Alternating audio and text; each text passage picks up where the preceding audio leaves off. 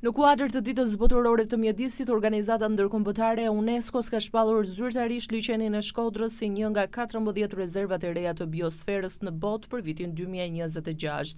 Me këtë vendim, liçeni i Shkodrës bëhet pjesë e rrjetit botëror të rezervave të biosferës të UNESCO-s, i cili tashmë numëron 797 zona të mbrojtura në 145 vende të botës.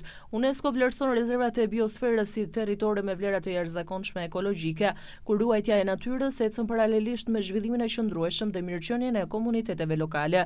Përzgjedhja e liçenit të Shkodrës konsiderohet një njohje ndërkombëtare për pasurinë e tij natyrore, biodiversitetin unik dhe rëndësinë që ka për ekosistemin e rajonit. Drejtori i përgjithshëm i UNESCO-s deklaroi se rezervat e biosferës dëshmojnë çdo ditë se mbrojtja e natyrës dhe përmirësimi i jetës së njerëzve nuk janë qëllime në kundërshtim me njëra tjetrën.